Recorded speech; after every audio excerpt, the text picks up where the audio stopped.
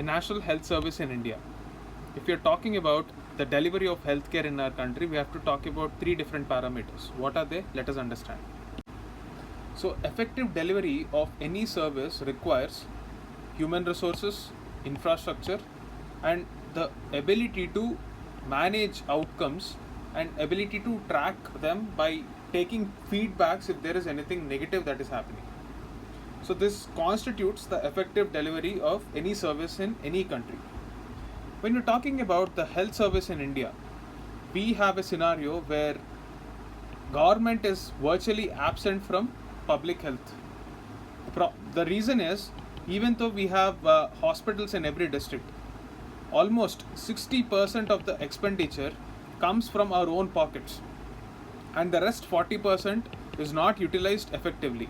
Most of that money goes into women and child development, where we have seen moderate success. Whether we are talking about the maternal mortality rate or the infant mortality rate, on these basic parameters we have definitely improved, but still there is a lot of scope for improvement in this scenario as well. But the real problem is, private sector constitutes the majority of healthcare delivery in our country.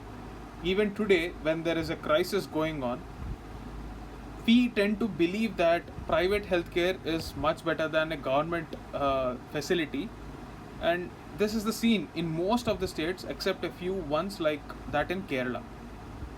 The reason is simple. We have historically neglected our public institutions when it comes to health.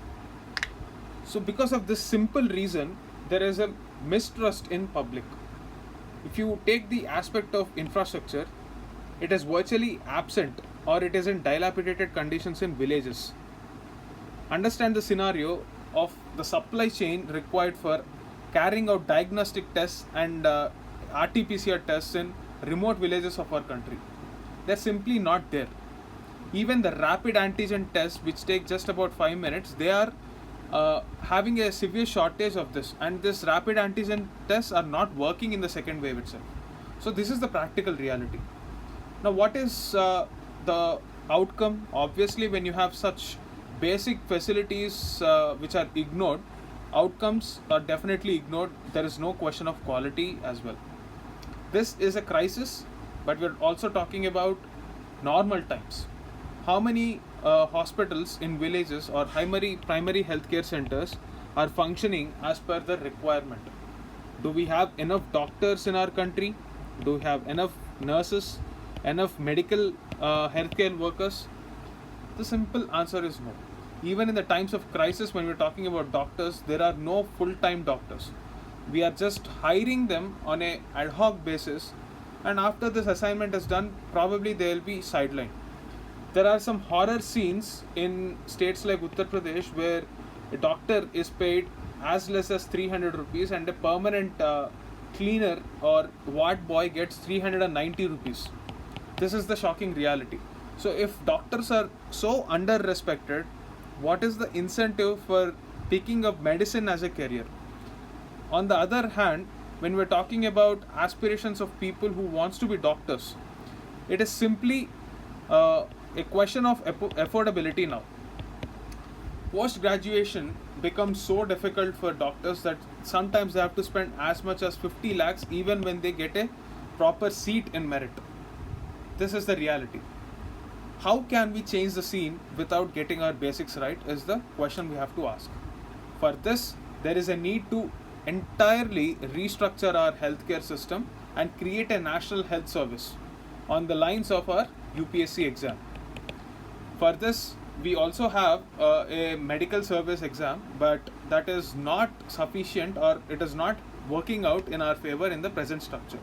We need to attract the best of doctors. We need to increase the human resources in medical field. We simply have to increase the spending in medical. And spend where is the question, because the population is so high. Is it simply possible to ensure so many people are getting jobs? This is the question we have to address right now. And what can we do to learn from the British healthcare service? In 1946 itself, Bhore committee said that we have to restructure our healthcare system on the lines of National Health Service, which you find in UK. So what is the model about? Similar to the criticism that UK faced right after the World War in 1930s, they have realized the importance of a healthcare service, and because of the destruction after the Second World War in 1940s, this system became universal. What is the system? Everyone in UK has access to minimum standard of healthcare facilities. This is the model envisaged. Universal healthcare, free for everyone, without any cost. Another interesting point that we have to note here is that not only the medical healthcare facilities, even medicines are free of cost. So only a small proportion of hospital treatment is not covered under this plan. And the entire program is funded through national taxes. So this tax system is so efficient in its collection that they can afford to increase their expenditure towards healthcare. So this is what a normal government should be doing. And also one has to remember that National Health Service in UK is the highest employment creator. India has this double burden. On one hand, we have to create employment, and on the other hand, we have to ensure that there is enough number of funds allocated for healthcare service. Both can be solved if we create a sort of national health service in our country. This was originally envisaged in 1946, as we have already discussed. Just compare the amounts that were spent in UK and India. In India, we hardly spend around 1.5% of our GDP, and there are a lot of inefficiencies in our system.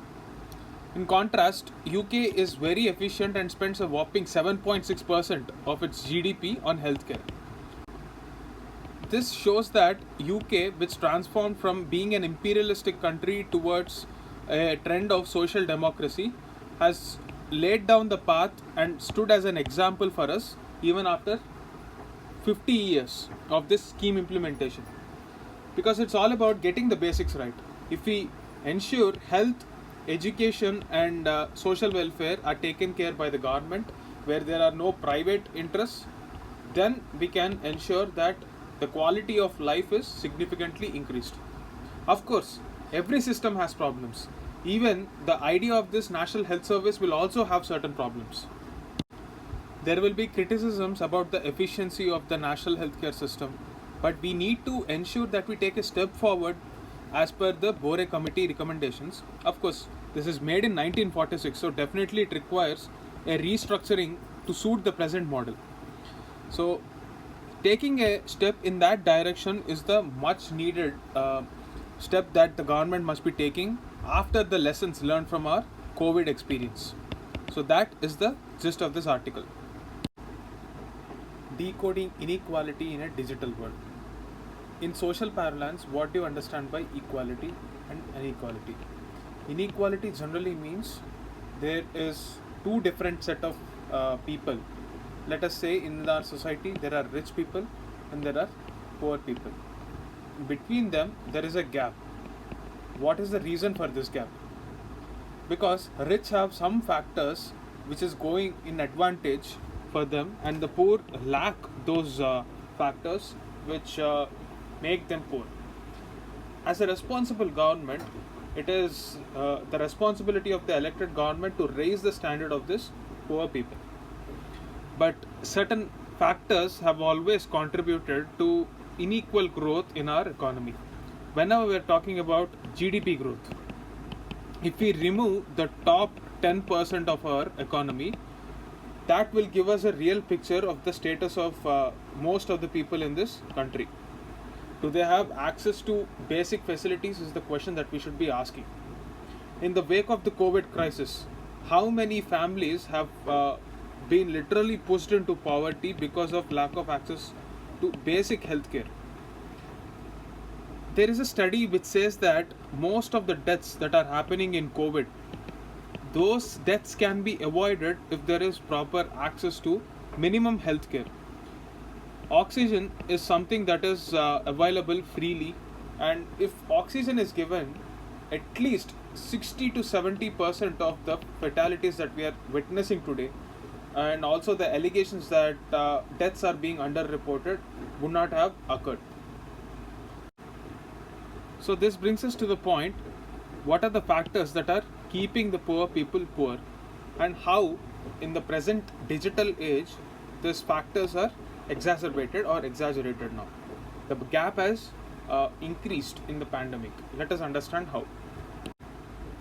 So whenever we're talking about the idea of social welfare, there are certain aspects that definitely come into our mind. What are they? One, health. Access to health.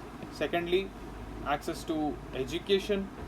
Thirdly, access to social security. And last but not the least, employment.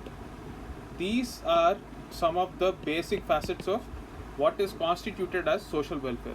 If not the fourth one, at least the three top factors that can be attributed to the idea of social welfare is undebatably health, education, and social security. And these are exact areas where the present pandemic has exacerbated the differences between the haves and have-nots. Let us take the example of health.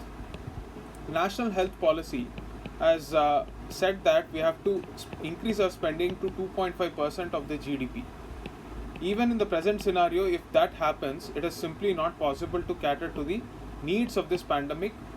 But this pandemic is once in a 1,000-year event or once in a generation event. But it is not something that we were prepared for, even in the best case scenario.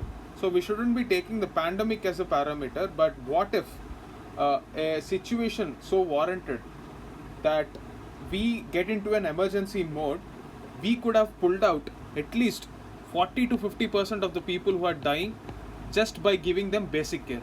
That is an undebatable premise even in experts. We have to understand that this is a disease which has a very low fatality rate if dealt properly. 80 to 90% of the deaths are either happening because of lack of awareness or lack of medical infrastructure. We have seen cases where even famous personalities are passing away because they don't have a bed with oxygen. Oxygen is a fundamental requirement of our healthcare system. Not being able to produce enough oxygen in a crisis is a clear marker that our healthcare infrastructure was never in place. So this is the first point that you have to understand. And the second point, after the lockdown was introduced, most of the educational platforms have moved online. It is very convenient for the rich to adapt to this medium. But what about the places where there is no access to internet? Of course, one might argue that with the advent of telecom giants like Jio, internet would have been very accessible to this population. But that is only true to a certain extent. But online education as such has not been so comfortable for the poor people because they don't have access to the devices which are required for using this internet. There are no mobile phones. There are no enough laptops and tablets for students. So how would they access this lessons? And how would they learn if there is any doubt? Also, on the other hand, teachers are not really comfortable with the usage of this online technology. Considering all these situations, what is the way forward is the question. So for everything, technology is actually shown as a simple answer for almost every problem. Take the present case of COVID. If you need a bed, the simple solution is app.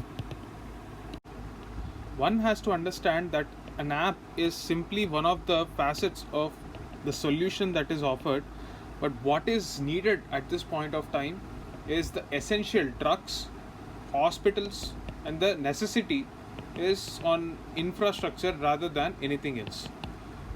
The problem is infra here. We don't have vaccines, we don't have oxygen, we don't have enough hospital beds. And how can an app solve all these problems? And the debate is surrounding whether an app is sufficient or not. Patients are being charged heavily in private healthcare services. There is a black market running for drugs like remdesivir. What is the solution?